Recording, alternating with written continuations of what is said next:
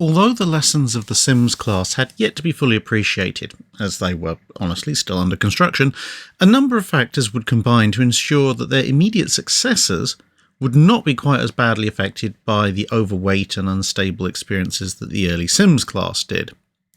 Primary amongst these factors was that in early 1937, advances in boiler and turbine machinery used in destroyers meant that it was possible to try a unit system in the next batch of such ships.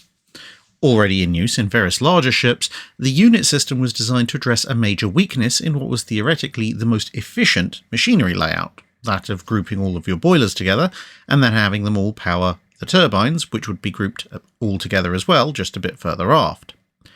The weakness of this was that a single good hit, usually a torpedo, but also maybe a bomb or a shell, or maybe a mine, might then disable all of your turbines, or all of your boilers, or both if you're really unlucky, which would leave you dead in the water.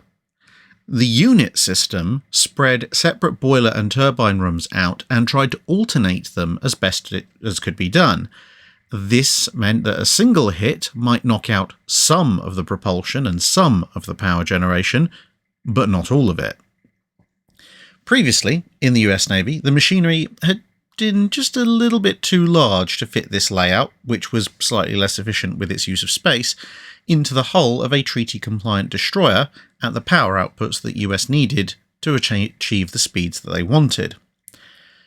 With this new, slightly smaller machinery, it was possible to do, although the spacing of the boilers would mean that the new ships would need 2 funnels as opposed to 1, which was a feature that hadn't been seen on US destroyers since the Mayhem class.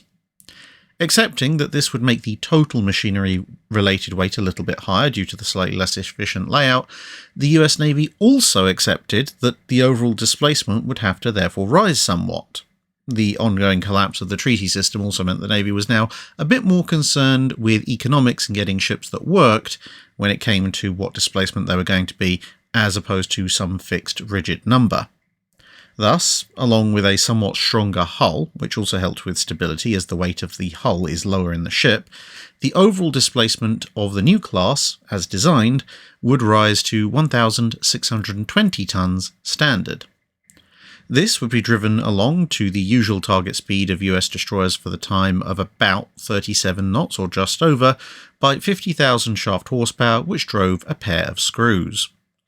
The main battery would start out with 5 single, dual-purpose 5-inch 38 caliber guns, a pair super-firing forward, and a pair super-firing aft, with the 5th gun at the same level as the aft super-firing unit, but just forward of it, and also just forward of the world's cutest little mainmast. These last 2 guns would be in open or semi-open mounts, whilst the other 3, that's the 2 forward mounts and the aftmost gun, would be in fully enclosed mounts, although this would end up changing over the ship's careers. Weight and stability would also be saved by the use of the quintuple torpedo launcher for the first time, 2 of which gave a 10 torpedo spread on either side, as both launchers were mounted on the centerline, each just aft of one of the funnels. Whilst older US Navy destroyers had torpedo doctrines that didn't mind using wing launchers, as the ships were supposed to launch all of their torpedoes using gyro steering, and then they'd all head out on the same roughly forward direction of travel, experience in various fleet problems and general testing had shown that this was, and would for quite some time remain, a difficult and unreliable way of doing things that used up a lot of top weight since you ended up with an awful lot of torpedoes, and let's just say the gyro steering system sometimes liked to send torpedoes back at you, assuming they didn't just go off in random directions. This all-centerline mounting system only gave up 2 torpedoes total compared to the original version in the Sims class, but also meant that a more traditional broadside salvo, which was what the US Navy was heading back towards, would actually have 2 additional torpedoes compared to the Sims maximum of 8 torpedoes on one side. 4 spare torpedoes for a limited reload were also carried. Aside from half a dozen 50 cal machine guns and a minimal anti-submarine warfare armament of a pair of small depth charge rails and a couple of Y guns, that was it as far as weapons went. Being a destroyer, there was no armour to speak of.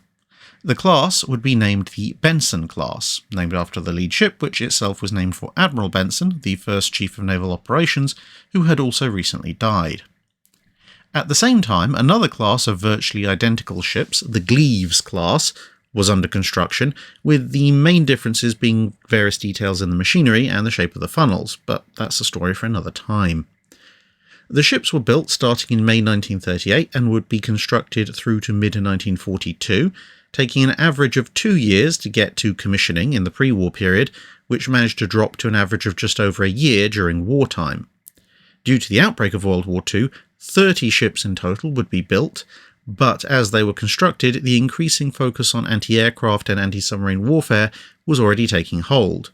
At the end of 1940, an order was issued to replace the No. 3 gun with a quad 1.1-inch installation in future vessels, which was followed a month later by a revision that ditched the No. 3 gun, the reload torpedoes and the 6 machine guns in favour of a pair of twin 40mm Bofors and 4 single 20mm Oerlikons.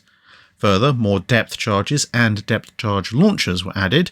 All of the 5-inch guns were now to be enclosed in fully enclosed mounts, regardless of whether the ship had 4 or 5 such guns, and other ships played around with losing either one torpedo launcher or the No. 3 gun in exchange for a battery of additional 50 cals.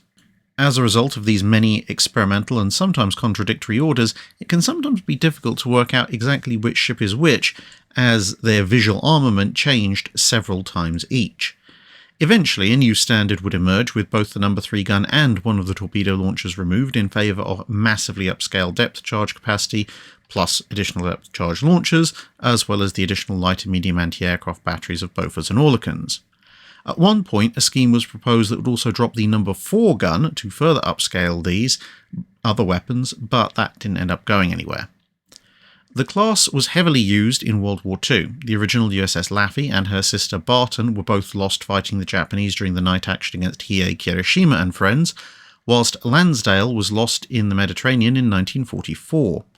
The others, with varying degrees of damage, survived the war, but as the dramatic drop in main armament suggests, the ships were not really large enough to accommodate all the additional new systems, and they mostly decommissioned within a few years of the end of World War II. Some would then be scrapped in the 60s and 70s, but a surprising number were also expended as targets around the same time.